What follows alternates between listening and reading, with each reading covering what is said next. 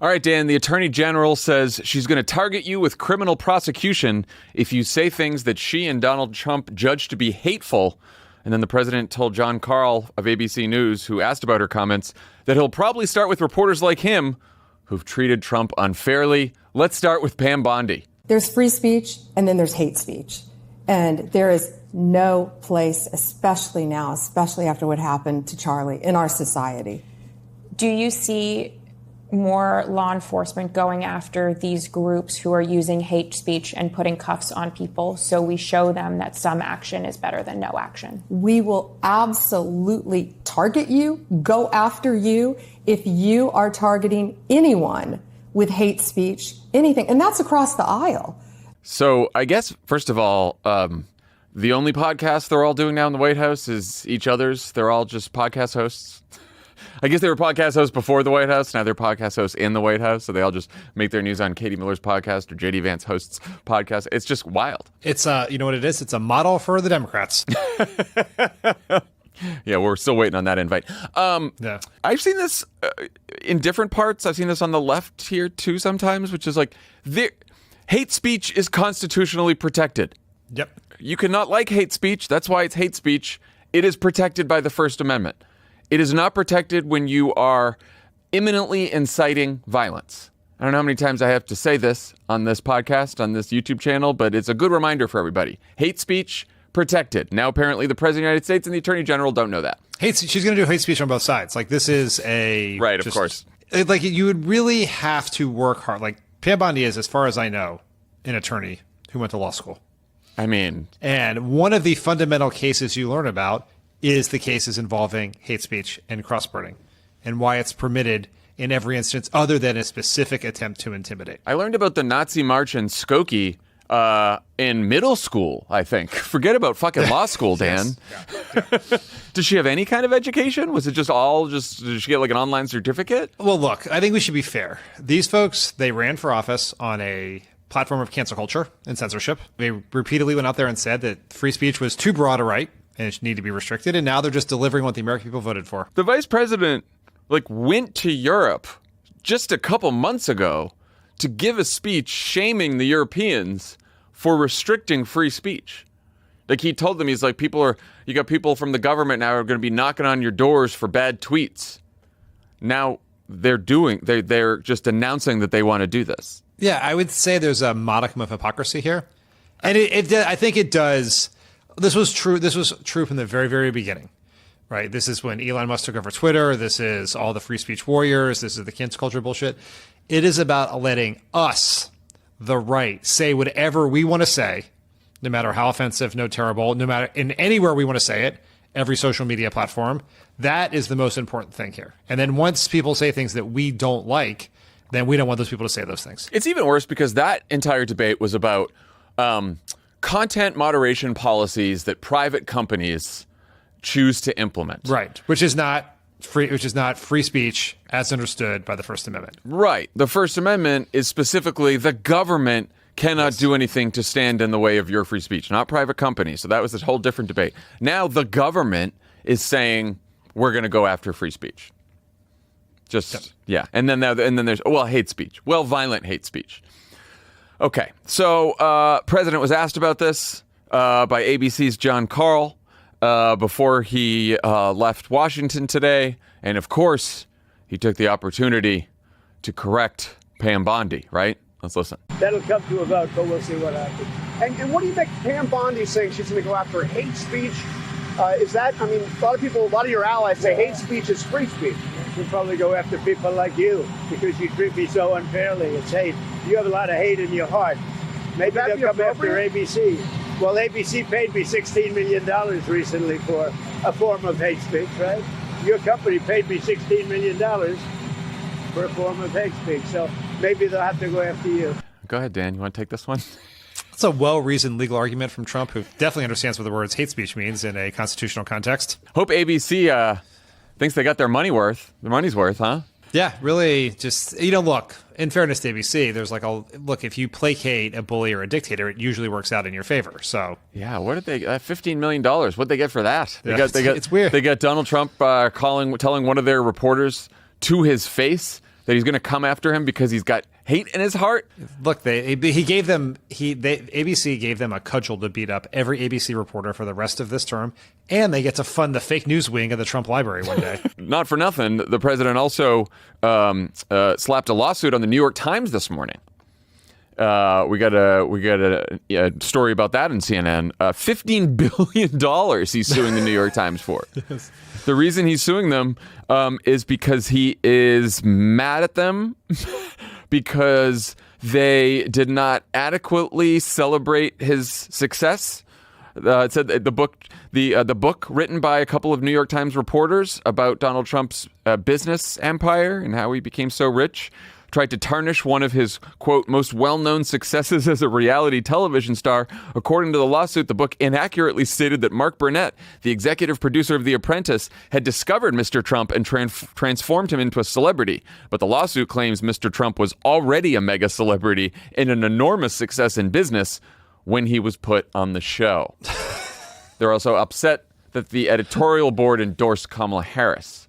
These are, of course, easily provable defamation claims. It is what these lawsuits really are, just a true window into the deep, bottomless hole of insecurity that is Donald Trump. Like, could you imagine you're president of the United States? You have made billions of dollars in potentially extra legal crypto schemes over the last couple of months here. You're on top of the world. Your opponents are divided and depressed.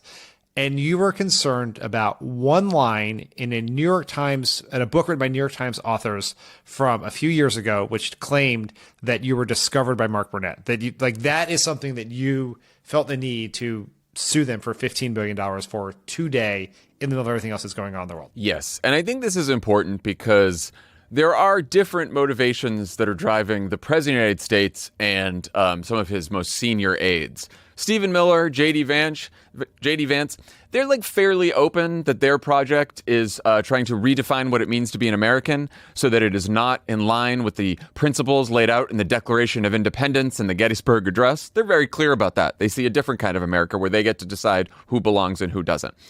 Donald Trump is just a bottomless well of need. That's it. It's just grudges all the way down. Just insecurity all the way down. And so he's operating there. Do both of those things combine? Yeah, they do. But we should note that they are different. Yeah, it's the right is weaponizing Trump's grievance to push a broader crackdown on the left and push for essentially MAGA control of as much power as humanly possible. So a lot of the MAGA influencers today have been out fairly angry with Pam Bondi over her comments. Like people like Matt Walsh, Megyn Kelly, all these people are now criticizing Pam Bondi, which is notable since they are not criticizing Donald Trump, who is saying the same thing. Pam Bondi had like a bit of a cleanup tweet this morning. She said, hate speech that crosses the line into threats of violence is not protected by the First Amendment. It's a crime. Under, certain laws, it is a federal crime to transmit any communication containing any threat to kidnap any person or any threat to injure the person of another. Likewise, it's a felony to threaten public officials, members of Congress, or their families. You can't call for someone's murder. You can't swat a member of Congress. You can't dox a conservative family and think it will be brushed off as free speech. These acts are punishable crimes, and every single threat will be met with the full force of law.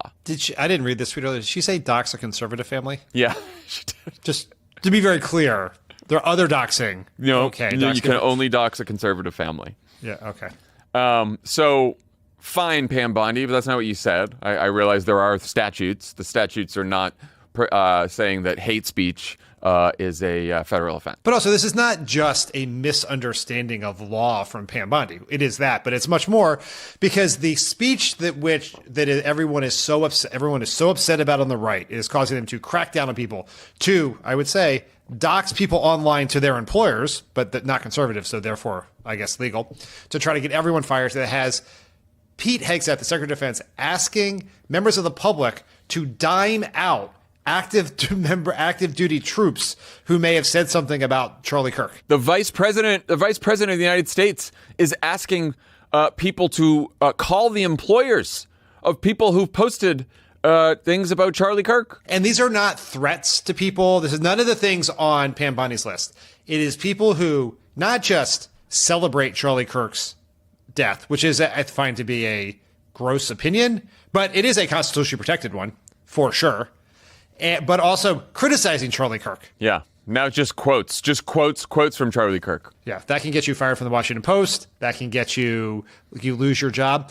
And what they're doing here is they're trying to create a culture of fear, because if you're afraid to say anything about Charlie Kirk, you're going to be afraid to say something about Donald Trump.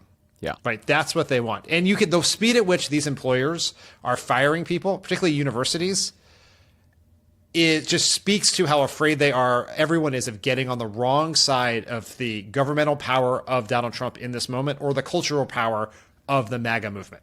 Right. Like these are the personal opinions of employees.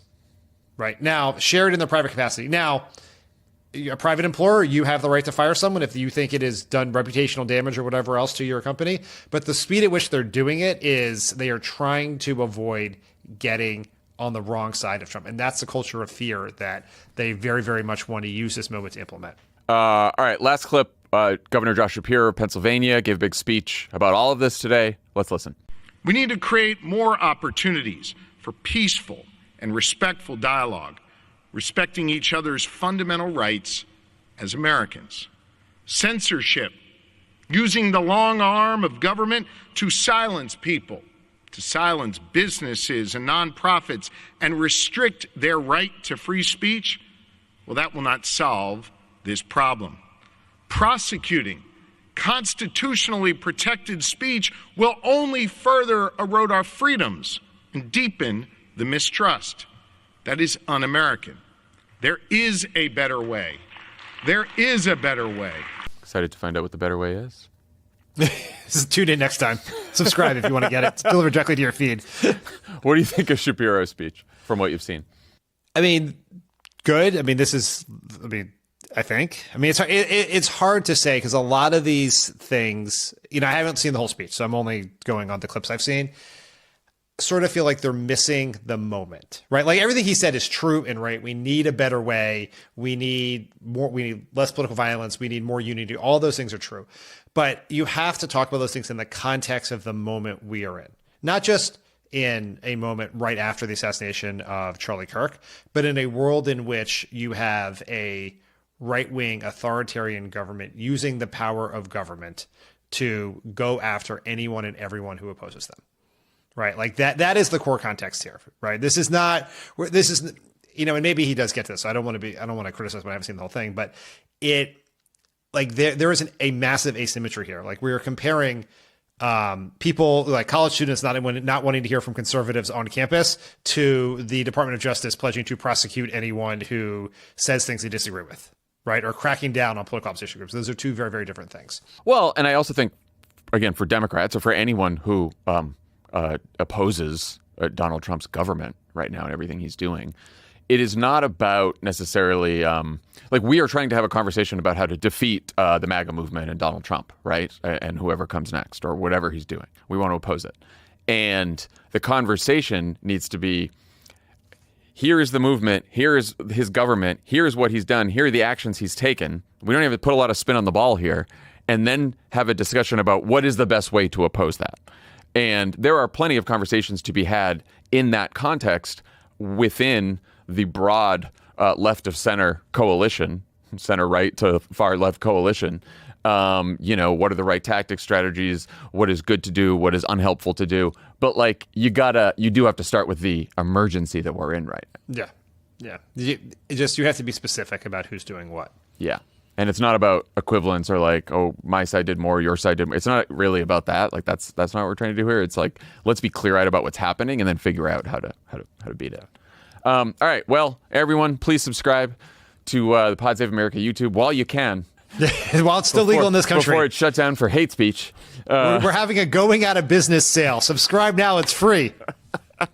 Yeah, the best way to stand up for free speech.